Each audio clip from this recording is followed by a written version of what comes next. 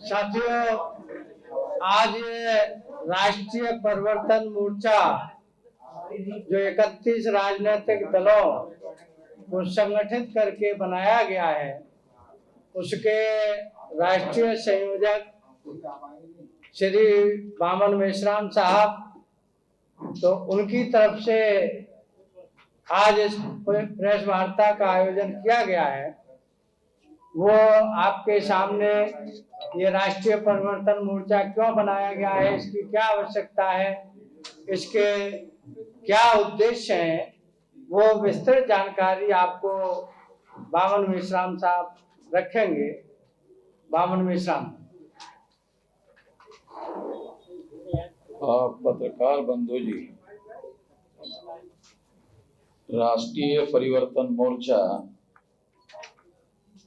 लगभग 31 छोटे, मध्यम और राष्ट्रीय स्तर की पार्टियों ने मिलकर ये राष्ट्रीय परिवर्तन मोर्चा बनाया है। आज प्रेस कॉन्फ्रेंस में 17 दलों के कार्यकर्ता, पदाधिकारी, अध्यक्ष उपस्थित है। बाकी लोग प्री एंगेजमेंट की वजह से अपने अपने क्षेत्र में अपने कार्यक्रमों में बिजी है, मगर वो भी आने वाले समय में अपने अपने लेवल पर प्रेस कॉन्फ्रेंस लेकर घोषित कर देंगे कि हम इसका घटक है। तो ये लगभग 31 पार्टियां हैं और ऐसी संभावना है, इनकार नहीं कर सकते कि और भी कुछ दल, क्योंकि 31 पार्टी के लोगों ने राष्ट्रीय परिवर्तन मोर्चा बनाया, उन्होंने दरवाजे बंद नहीं किए और लोगों को आने के लिए या लाने के लिए, क्योंकि हम अपने तरफ से भी लाने की कोशिश कर रहे हैं और दूसरे जो छोटे मध्यम ऐसे दल है वो भी आना चाहते हैं, तो उनके लिए दरवाजा खुला है। तो ये और भी दल उसमें आ सकते हैं। तो ये पहला स्टेप है हमारा। उसका बड़ा स्टेप है महागठबंधन बनाने का।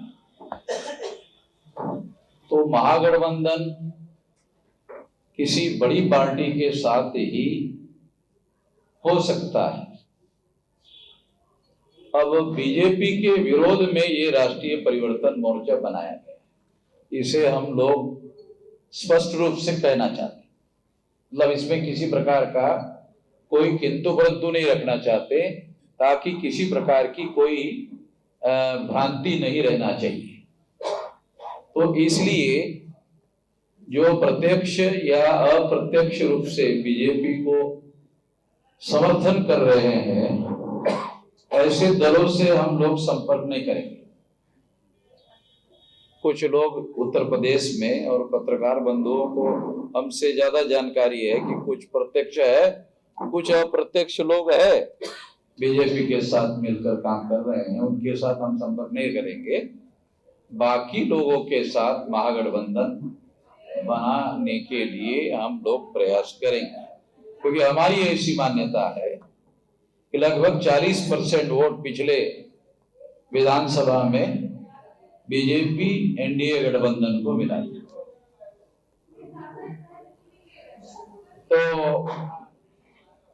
इसलिए 22.5% वोट बहुजन समाज पार्टी को पड़ा और 22% के आसपास समाजवादी पार्टी को पड़ा था। इस हिसाब से देखा जाए दो पार्टियों को कैलकुलेट करके, तो वो बीजेपी गठबंधन से ज्यादा होता है, मगर वो अलग लग रहे। तो हमारी ऐसी मान्यता है कि बीजेपी को उत्तर प्रदेश के विधानसभा में परास्त करने के लिए महागठबंधन बनाए बगैर कोई रास्ता नहीं है। जो दल ऐसा कह रहे हैं कि हम अकेले ही बीजेपी को परास्त कर लेंगे, तो चुनाव के रिजल्ट के दिन उनको पश्चाताप करने का प्रसंग आ सकता है। तो वो सतर्क हो जाए अभी से, नहीं तो फिर पश्चाताप करने का प्रसंग आ जाएगा। तो इसलिए हम लोग कोशिश कर रहे हैं वो महागठबंधन बनाने की, और महागठबंधन के दिशा में ये पहला स्टेप है। तो महागठबंधन जो है वो कॉमन मिनिमम प्रोग्राम के आधार पर बनाया जाएगा। कॉमन मिनिमम प्रोग्राम का तो नेशनल लेवल पर भी इसके पहले बनाया गया था, यूपी में भी बनाया जाएगा। तो इस संबंध में समाजवादी पार्टी से वार्ता चल रही है, और इस संबंध में कांग्रेस से भी वार्ता चल रही है। लोकतंत्र में संवाद होते रहता है या होते रहना चाहिए। कोई संवाद निर्णायक रूप से सफल हो जाता है, कोई संवाद सफल नहीं होता है। ये तो संभावनाओं का राजनीति खेल है। इसलिए मगर हमारा ऐसा मानना है कि मजबूत पार्टी के तौर पर समाजवादी पार्टी है। कांग्रेस खत्म हो गई है ये कहना उचित नहीं है। अभी भी वो राष्ट्रीय पार्टी है। हो सकता है भारतीय जनता पार्टी केंद्र की सरकार में हो, मगर अभी भी भारतीय जनता पार्टी भारत के हर गांव की पार्टी नहीं है। कांग्रेस अभी भी हर गांव की पार्टी है। एक न दो चार कार्यकर्ता उनके हर गांव में लगभग आज भी है। तो इसलिए मगर इसके बावजूद भी उत्तर प्रदेश में जो खास बात मैं पत्रकार बंधुओं को बताना चाहता हूं, कोई भी महत्वपूर्ण पार्टी कांग्रेस के साथ वार्ता और संवाद करने के लिए भी तैयार नहीं। तो कांग्रेस को एक तरफ से राजनीतिक अछूतपन का शिकार बनाया गया है, या राजनीतिक अछूत के तौर पर उनके साथ व्यवहार हो रहा है। हमारे देश में आप लोगों को मालूम है धार्मिक रूप से भी अछूत लोग रहते हैं, जिनको संविधान शेड्यूल कास्ट कहता है। तो शायद कांग्रेस को पहली बार अछूतपन क्या होता है उसका एहसास उत्तर प्रदेश में हो रहा होगा। अच्छी बात है। इससे एक फायदा हम लोगों को हो सकता है कि अछूत अछूत भाई भाई का नारा लगाया जा सकता है, और उससे गठबंधन बनाया जा सकता है। मैं कोई कांग्रेस को बुरा कहने के लिए नहीं कह रहा हूं, मैं विश्लेषण की बात कह रहा हूं, राजनीतिक विश्लेषण। तो ये भी हो सकता है, और इससे राष्ट्रीय राजनीति में कांग्रेस को अपनी प्रासंगिकता सिद्ध करने का मौका मिलेगा। यदि बंगाल की तरह कांग्रेस उत्तर प्रदेश के चुनाव में हार गई, तो जो यूनाइटेड प्रोग्रेसिव अलायंस के घटक दल है वो कांग्रेस को छोड़कर के कोई नया मतलब मोर्चा बना सकते हैं, ऐसी संभावनाओं को इनकार नहीं कर सकते। तो इसलिए मैं ये परिस्थितियां इसलिए आप लोगों के सामने रखी कि संभावनाएं अभी भी है कि महागठबंधन बन जाए, और महागठबंधन बनते ही दूसरे दिन से बीजेपी का पराजय यूपी में शुरू हो जाएगा।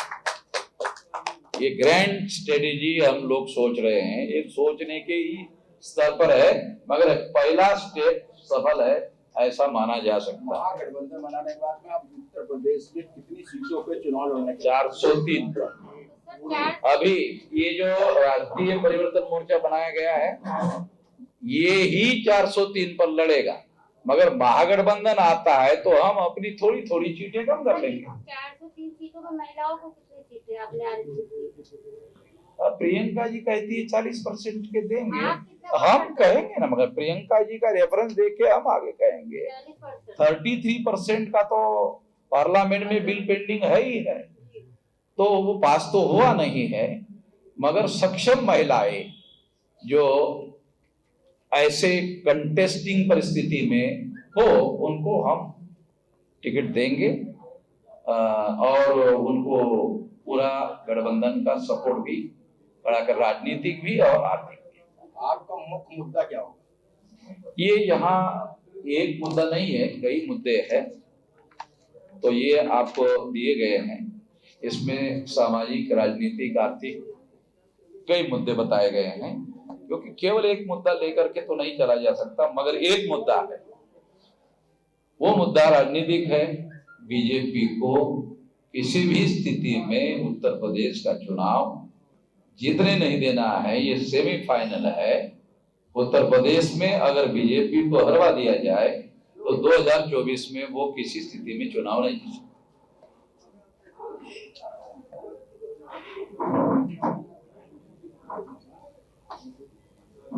और किसी का सवाल? हाँ, और भी कोई सवाल हो सकता है? बीजेपी के विरोध वाले सवाल हो तो आप पूछिए। जैसे उत्तर प्रदेश में हाँ, आज जो है, जैसे पुलिस है, आपका जहाँ राजस्व विभाग है, इन विभागों ने पूरा जो है लूट मचा रखा है, इसके खिलाफ आप क्या कहना चाहेंगे? केंद्र सरकार बड़ी बड़ी कंपनियां बेचने का काम कर रही है, आप छोटी छोटी लूट की बात कर रहे हैं। आजादी के आंदोलन में दादा भाई नौरोजी ने लूट का सिद्धांत बताया था कि अंग्रेज यहाँ से लूटते हैं और इंग्लैंड की इकोनॉमी मजबूत करते हैं। यहाँ से कच्चा माल लेकर जाते हैं, वहाँ पक्का माल बनाते हैं और भारत में लाकर बड़े दामों में बेचते हैं। ये लूट का एक सिद्धांत बताया था। मगर अब अंग्रेज तो है नहीं लूटने के लिए, अभी लूटने के नए तरीके बने हुए हैं और लूटकर जिनको फायदा पहुंचाया जाता है वो लोग चुनाव में इन लोगों को चंदा देते हैं। जैसे कि एक चीज और तो बड़े लुटारू वालों के बारे में आप सोच नहीं रहे। प्रशासन में जो लूटने वाले लोग हैं, इसके बारे में एक बात ध्यान रखना जरूरी है कि प्रशासन के अंदर जो अधिकारी लूट करते हैं, राजनीतिक नेता के संरक्षण और समर्थन के बगैर ये कभी भी नहीं संभव होता है।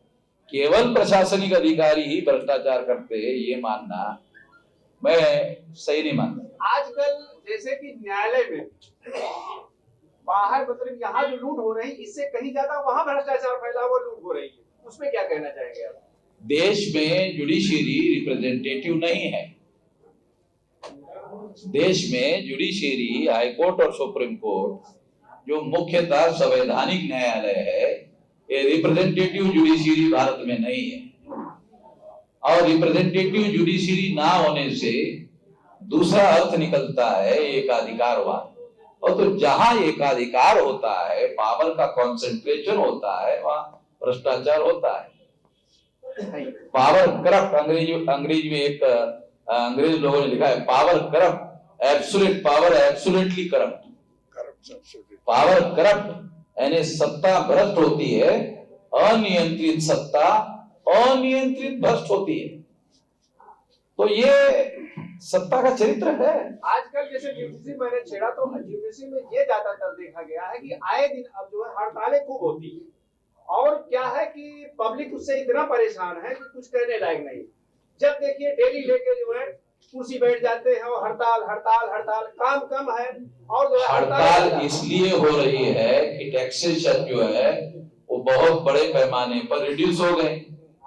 लिबरलाइजेशन, ये जो अभी पॉलिसी चल रही ना, लिबरलाइजेशन, प्राइवेटाइजेशन एंड ग्लोबलाइजेशन, इसमें एक पॉलिसी है लिबरलाइजेशन। लिबरलाइजेशन का मतलब है उदारवाद। तो इंडस्ट्रियलिस्ट लोगों को पहले विदेश से सामान लाया जाता था, 300 टाइम टैक्स होता था, 300 टाइम्स। अभी वो टैक्स 100 टाइम भी नहीं है, 50% भी नहीं है, 10-20% है। तो वो पैसा सरकार का इनकम घट गया। जब सरकार का इनकम घट जाएगा तो कर्मचारियों की सैलरी बढ़ेगी कि घटेगी? घटेगी। घटेगी तो फिर मोर्चा और आंदोलन और ये और वो तो फिर तो बढ़ेगा ही बढ़ेगा। इतना ही नहीं हुआ, आज नेशनल इशू बना हुआ है, पेंशन सरकार ने बंद कर दी। पेंशन नेशनल इशू है और कोई नेशनल लेवल की पार्टी ने अपने एजेंडे में इसे नहीं रखा है। एक चीज और सर, जैसे कि जो है नशा, शराब है या जितने जो है आपके नशे के सामान है, या आपका जो आप आम पब्लिक में आजकल जैसे कि सट्टा बंद, वो लाठी बंद हो गया, जुआ बंद हो गया, आजकल जो है MCX आ गया, सट्टा बाजारी आ गया, इंटरडे मार्केट है, इससे बहुत सारे लोग बर्बाद हो रहे हैं। और इसके साथ साथ एक चीज और मैं कहना चाहता हूँ, जैसे 4 पहिया गाड़ी आदमी लेता आप है, भाषण करना चाहते हैं या हमें पत्रकार के तौर पर पूछना चाहते हैं, ये बताएं। मैं उसी को पूछ रहा हूँ सर। हाँ, सवाल पूछिए, जवाब हम देंगे। इसमें क्या कहना चाहेंगे? देखो, एक बात, नशा कई प्रकार का है, तो सरकार की एक समस्या डेवलपमेंट की जो योजनाएं अमल में लाई जाती है, उस डेवलपमेंट के लिए रेवेन्यू चाहिए सरकार के पास में। तो अगर सरकार के पास रेवेन्यू होगा और रेवेन्यू के सोर्सेज होंगे तो डेवलपमेंट को खर्चा करने के लिए पैसा मिलेगा। तो कई ऐसे सोर्स है जो सरकार को बड़े पैमाने पर सोर्स दे सकते हैं, जैसे विदेशी शराब है। अब ये विदेशी शराब जो है, हमारा जो पिछड़ा वर्ग है ये विदेशी शराब का नाम सुनता है, पीता नहीं है या पी नहीं सकता, तो उसकी इतनी महंगाई होती है, पी नहीं सकता। तो मैं ऐसा मानता हूं कि ये जो है, ये ज्यादा पैसे वालों से टैक्स वसूल करने के लिए रहना चाहिए, मेरा सोच है। ये गठबंधन वालों का कुछ और सोच हो सकता है, मगर मैं एक कारण बता रहा हूं कि सरकार चलाने के लिए सरकार का राजस्व जो है, रेवेन्यू ज्यादा चाहिए तो डेवलपमेंट होगा। ये सर एक चीज और जो है, जैसे नहीं, अभी आपके बहुत सवाल है, अभी दूसरे लोगों को मौका दिया जाए। हाँ, आप बोलिए। सर ये आप भी जानते हैं कि जो दिल्ली है वो मजबूत स्थिति में है। हाँ? ये आप भी जानते हैं बीजेपी दिल्ली है और मजबूत स्थिति में है। ऐसे में उनसे सामना करने के लिए टफ कंपटीशन होगा आपके लिए, तो उससे सामना करने के लिए किस तरह की स्ट्रेटजी तैयार की है? क्योंकि सभी पार्टियां उनको हराने के लिए और अपने हर तरह के एजेंडे और तरह के वो कर रहे हैं, किस तरह के आपकी अपने होंगे दूसरों से अलग होंगे? देखो, ये महागठबंधन जो है ये स्ट्रेटेजी का ही हिस्सा है।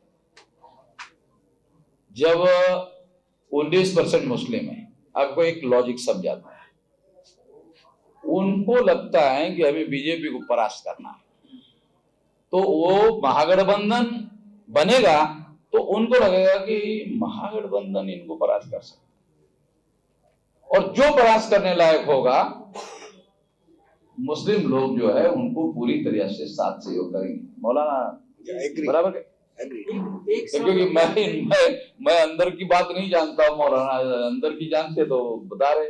हाँ, इसका मतलब महागठबंधन एक स्ट्रेटेजी ही है, एक स्ट्रेटेजी है, और 19% वोट जो है वो एकदम सिचुएशन सारा का सारा उल्टा पुल्टा कर सकता है। वैसे तो 2%, जैसे एक विधानसभा में 4 लाख वोटर है, 2% के 8,000 होते हैं, तो 1000 से हार जाएगा, 2000 से हार जाएगा, 3000 से हार जाएगा, 4000 से हार जाएगा, 8 यानी 2% से भी उत्तर प्रदेश में सरकार इधर की या उधर की हो जाएगी। इतना इंपॉर्टेंट है 2% भी। 19% तो बहुत ज्यादा बात है। सर अभी एक अछूत शब्द का प्रयोग किया सर आपने, आप भी मानते हैं कि SC अछूत है? आपने कहा अछूत एक होंगे, तो आपको लगता है कि SC अछूत है? आपका सवाल अज्ञान से भरा हुआ है। नहीं, मैं क्षमा चाहता हूँ अगर मैंने गलत कहा, लेकिन आपने ही बोला तो मैंने बोला। नहीं, आपका सवाल अज्ञानता पर खड़ा कैसा है वो थोड़ा बताना चाहता हूँ। 2000 साल से जिन लोगों के साथ अस्पृश्यता का व्यवहार होता है उन लोगों को अछूत कहा जाता है। धार्मिक दृष्टि से उनको अछूत बनाया गया, और ये आधार बनाकर एट्रोसिटीज प्रिवेंशन एक्ट बनाया है, वो अभी भी है, और अभी भी केंद्र सरकार उसको मजबूत बनाने के बारे में विचार करती रहती है। क्यों? क्योंकि अस्पृश्यता के आधार पर गांव में आज भी एट्रोसिटी बड़े पैमाने पर होती है। तो ये रियलिटी जो है, ये रियलिटी है, अस्पृश्यता के आधार पर एट्रोसिटी होती है। तो एट्रोसिटी होती है, इसका मतलब है कि ये है। पवन जी कोई कुछ भी कहे, मैं तो सिर्फ वामन जी के मुंह से आपकी ओपिनियन चाहता हूँ। हाँ, मैं बोल रहा हूँ ना मैं।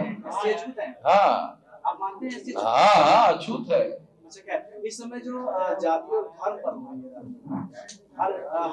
हर पार्टी एक अलग एक जाति और धर्म विशेष की बात है, तो वहाँ पर आपकी पार्टी किस तरह से होगा, सबको साथ लेके चलने की, या फिर आपका भी कोई एक विशेष वर्ग है जिसे लेके आप चुनाव? नहीं, हम मजलूमों को या उन लोगों के साथ जिनके साथ न्याय नहीं हुआ, हम उन लोगों को साथ में लेकर चलना चाहते हैं। हम नौटंकी नहीं करना चाहते हैं, सबको साथ लेने की और सबका विकास करने की। जिनका विकास हो गया उनका भी विकास करने का, जिनका विकास नहीं हुआ उनका भी विकास करने का। तो ये नौटंकी हम नहीं करना चाहते। पवन जी एक आखिरी सवाल आपसे पूछूंगा।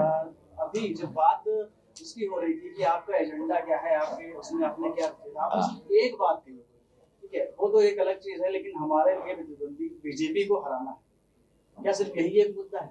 और जो मुद्दे आपने इसमें मेंशन किए हैं प्रेस नोट में, हाँ। इससे मतलब कोई वो नहीं, आपने कहा सिर्फ बीजेपी, इसीलिए लिख कर दिया हुआ है। तभी तो मैंने कहा, मैंने पढ़ा इसलिए। प्रेस कॉन्फ्रेंस में तो 4-5 घंटे नहीं चलाई जाएगी ना, प्रेस कॉन्फ्रेंस तो 10-15 मिनट चलाई जाएगी। तो 10-15 मिनट में मुख्य बात बताऊं मैं ना, तो हमारी मुख्य बात जो है वो बीजेपी को परास्त करना है, क्योंकि बीजेपी का एजेंडा है। बीजेपी को परास्त करने का मतलब है सामाजिक, आर्थिक, धार्मिक एजेंडे को परास्त करना है। तो उनके जो मुद्दे हैं उनको परास्त करना, फिर उसके विकल्प में हमारे मुद्दे लिख कर दिए। वो मुद्दे आपने लिखे इसीलिए मैंने कहा चलिए वो तो एक अलग बात हो गई कि आपको बीजेपी को परास्त करना है, लेकिन जो मुद्दे हैं सभी पार्टियां यही लेके आती है। तो मैं फिर वही एक बात रिपीट करूंगा। हाँ नहीं, ये बात सही है, ये बात सही है, मगर आपको दूसरी बात बताना चाहता हूँ उसको आप। हाँ ठीक है, आपने ये कहा कि हाँ जितनी चीजें आपने उसमें मेंशन की, उसके लिए कोई आपने एक सॉलिड स्ट्रेटजी नहीं बताई कि हाँ किस तरह से करेंगे आप। वही बात हमारे लिए जो वही बात मैं बता है वो बीजेपी को, वही बात मैं बताने वाला हूँ, वही बात बता रहा हूँ। वो क्या है, वो बहुत अहम बात है। देखो, जो लोग इस देश में मजलूमों के विरोध में, जिस देश में हजारों सालों से जो लोग हैं, उनकी पार्टियां है और वो काबिज है। दूसरी तरफ सिचुएशन क्या है कि मजलूमों को, 18 साल के मजलूमों को वोट का अधिकार मिला, तो उनकी तादाद बहुत ज्यादा है। तो जो जालिम है वो क्या करता है, वो मजलूमों की भाषा में बोलता है, करता नहीं है, अमल नहीं करता है। हम मजलूम ही है। हम लोग जो है ये राष्ट्रीय परिवर्तन मोर्चा, परिवर्तन शब्द तो आज तक किसी गठबंधन ने नहीं लगाया। परिवर्तन शब्द से भी उन लोगों को एलर्जी है। नहीं, सुनिए सुन लीजिए। आप देखो, आपके सवाल ही होंगे ना। मान लो कोई विद्यार्थी परीक्षा में बैठता है तो उसका 1.5 लाइन का या 2 लाइन का सवाल होता है, जवाब तो हमको देना होगा ना। नहीं, आपने जवाब दिया सर, मैं उसी की बात तो पूरा सुन लीजिए, पूरा सुन लीजिए, पेशेंस रख लीजिए, थोड़ा पूरा सुन भी लीजिए। हम ये कह रहे हैं कि हमारी पार्टियां मजलूमों की है, वो जालिमों की पार्टियां है, मगर उनकी संख्या कम है। उनके वोटों के आधार पर वो अपना बहुमत हासिल नहीं कर सकते, इसलिए उनको झूठे वादे, झूठे आश्वासन देने पड़ते हैं। इसलिए हमने एक रास्ता निकाला कि हम जो वादा करेंगे वो स्टैंप पेपर पर लिख कर देंगे, और उसमें ये लिखेंगे कि जनता चाहे तो हाई कोर्ट में इसके विरोध में, हमारे विरोध में, कि ये मुद्दा आपने वादा किया और लागू नहीं किया, कोर्ट में हमारे खिलाफ में जा सकती है। हम स्टैंप पेपर पर लिख के देंगे, और जितना करने लायक रहेंगे उतना लिखेंगे, और जितना करने लायक नहीं रहेंगे वो नहीं लिखेंगे। जितना आपने उत्तर प्रदेश में किया वो सब लिखित होगा। हाँ, स्टैंप पेपर।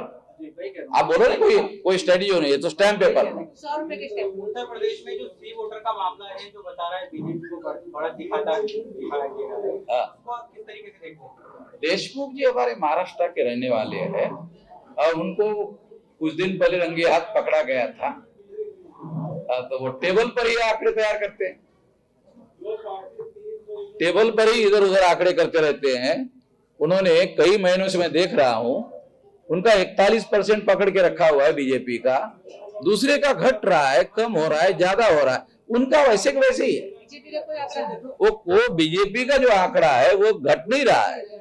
लेकिन वो तो ये कहते हैं कि सर वो स्थिति में, क्योंकि त्रिपुरा में अभी भी वो 88 पॉइंट समथिंग उन्होंने एक जीत किया है, 329 सीटें वहां पर, वो पूरी स्थिति में लग रहे हैं। आज से 15 दिन पहले या 1 महीने पहले हिंदू मुसलमान का सबसे बड़ा मामला कहाँ चलाया गया? सर त्रिपुरा में चलाया गया, उसके शायद आप महाराष्ट्र में भूल रहे हैं सर। अरे मैं महाराष्ट्र का रहने वाला हूँ, अभी आया। आप इस पर आएंगे तो फिर सर महाराष्ट्र में भी देंगे। नहीं आप नहीं हो देते एक क्या है कि देखो, पत्रकार को जो है ना बहसबाजी नहीं पढ़ना चाहिए, उसको सवाल पूछना चाहिए। काम का आप ये कह रहे हैं, देखो आप ये कह रहे हैं कि त्रिपुरा में ऐसा हुआ, तो मैं महाराष्ट्र का क्यों बोलूंगा भाई? आप कुछ संदर्भ समझ के बात करिए ना, आप पत्रकार है। बीजेपी की बात की तो मैंने कहा कि मैं इसलिए कह रहा हूं कि आज से 15 या 1 महीना पहले त्रिपुरा में ही तो सबसे ज्यादा हिंदू मुसलमान का मामला चलाया, और उसके बाद इमीडिएट चुनाव हुआ।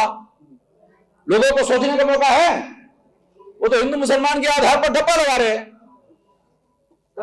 अब जिन लोगों ने हिंदू मुसलमान के नाम पर ठप्पा लगाया, उनके पिछवाड़े में लात पड़ेगी, आप देख लेना 6 महीने में उन्हीं लोगों के पिछवाड़े में लात पड़ेगी। क्यों?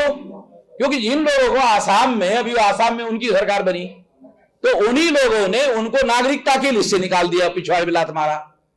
मैं वहां गया आसाम में, पूछा उनको कि ये जब बांग्लादेशी लोगों को खदेड़ने का आंदोलन चल रहा था, तब आप क्या कर रहे थे? कहा कि हम भी आंदोलन में शामिल थे।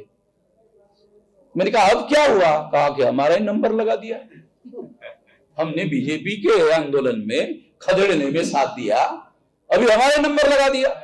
19,48,000 लोगों को नागरिकता के अधिकार से निकाल दिया। हाँ, उनकी केस वो मेरे पास है, मैं सुप्रीम कोर्ट में लड़ रहा हूं। मैं ये कहना चाहता हूं कि ये हिंदू मुसलमान का मामला त्रिपुरा के साथ साथ यूपी में भी किया जा रहा है। वही कहना है। तो मेरा कहना है यूपी में क्यों किया जा रहा है, उनको बताने के लिए कुछ है कि हमने ये तीर मारा, ये तीर मारा, ये तीर मारा, कुछ बताने के लिए है? 4.5 साल में कुछ भी नहीं है। जब बताने के लिए कुछ नहीं है तो वो हिंदू मुसलमान का मामला खड़ा कर रहे हैं। सर एक सवाल का जवाब दीजिए आप मुझे। चले, पहली बात तो ये है कि आपका 31 दल जो है बिल के जो है आपका यहाँ मोर्चा बना है, इसमें महिलाओं की कितनी भागीदारी? ये महिलाओं की कितनी भागीदारी, कितनी महिलाएं? एक भी दल महिला का हमारे इस दल में नहीं है। महिला का कोई पार्टी ही नहीं हमारे संपर्क किया। एक रियलिटी जो होता है, पत्रकार आएंगे तो अपने सवाल करेंगे, तो हमने कब मना किया? नहीं आप कह रहे हैं कि व्यक्तिगत सवाल हुआ होगा। नहीं, अब रियलिटी बता रहे, हमारे पास कोई महिला का पार्टी नहीं आई जिसको हम सहभागी कर सके, मगर महिलाओं को प्रतिनिधित्व देने की बात है। महिलाओं को चुनाव में प्रतिनिधित्व देने की बात तो है। जैसे महिलाएं हाँ, उसकी मीटिंगें हो रही, उसके कार्यक्रम हो रहे, अलग से कार्यक्रम हो रहे, महिलाओं को मोबिलाइज किया जा रहा है अलग से। महिलाओं की भागीदारी रहेगी। मैडम निशा मिश्रा है, ये 80 लोकसभा में अभी उत्तर प्रदेश में घूमकर आई, और महिलाओं के अंदर ही, तो महिलाओं को मोबिलाइज करने का कार्यक्रम चल रहा है, और मोबिलाइजेशन के पीछे रिप्रेजेंटेशन देने का मुद्दा है। आप मैडम, आप कुछ पूछ रही थी?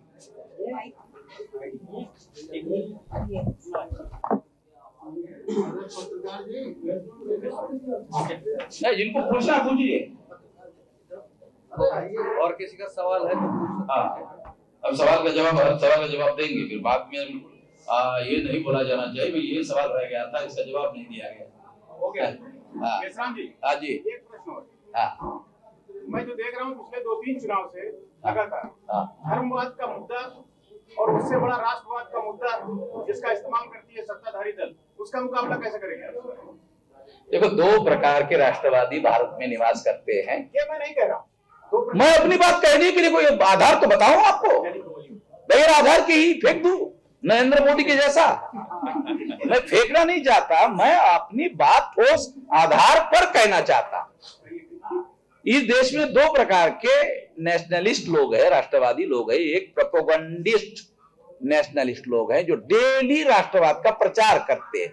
है नहीं है, वो राष्ट्रवादी नहीं है, वो प्रचारवादी है, राष्ट्रवाद का प्रचार करते रहते हैं। दूसरे लोग हैं स्वाभाविक राष्ट्रवादी, यानी उनको राष्ट्रवाद का लबादा ओढ़ने की जरूरत ही नहीं है।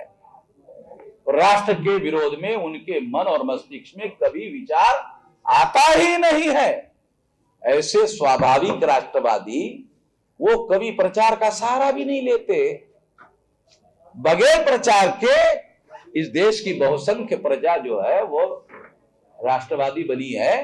और जब बॉर्डर पर लड़ने का समय आता है तो जो प्रोपोगंडिस्ट लोग है ना, ये वहां नहीं रहते हैं। जो स्वाभाविक राष्ट्रवादी लोग हैं वहां शहीद होने वाले लोगों की संख्या वहां से आती है।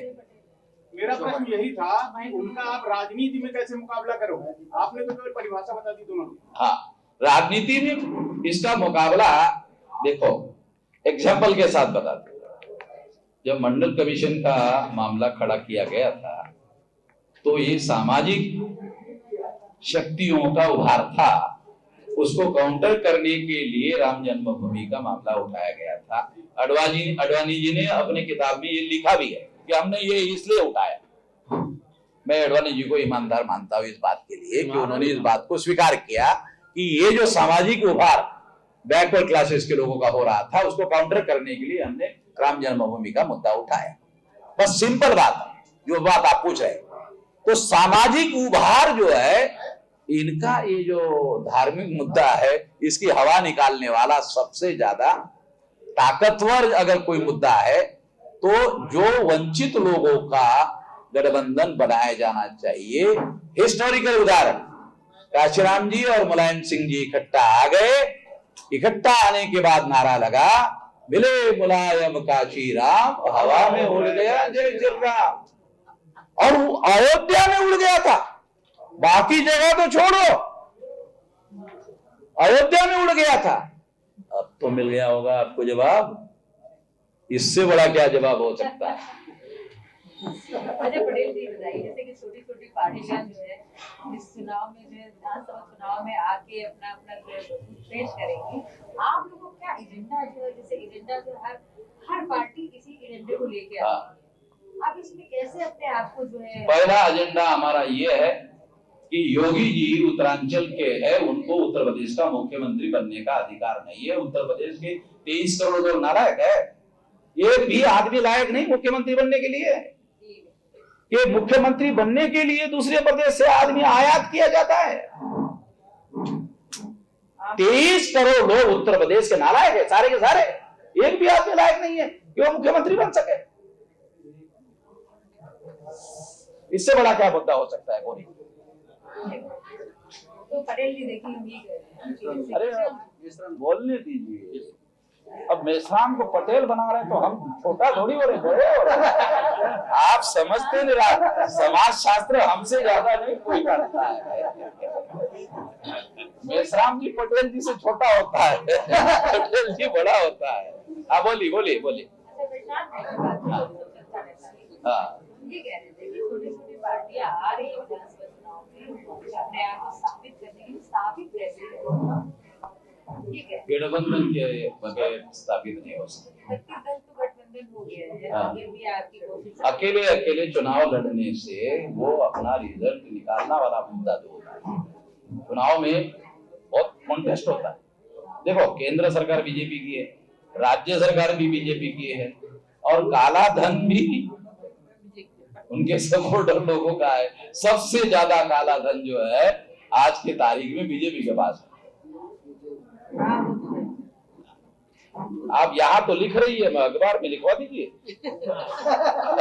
अखबार में लिखवाने की जरूरत नहीं है क्योंकि अखबार मेरा अपना खुद का ही है। हाँ, फिर ठीक है, फिर ठीक है। तो है नहीं। हाँ बराबर, फिर ठीक है, नहीं आप समझ आएगा, आप लिख लेंगे। और अगर कोई सवाल नहीं है तो इसे हम समाप्त कर दे। राम जी वैसे भी आप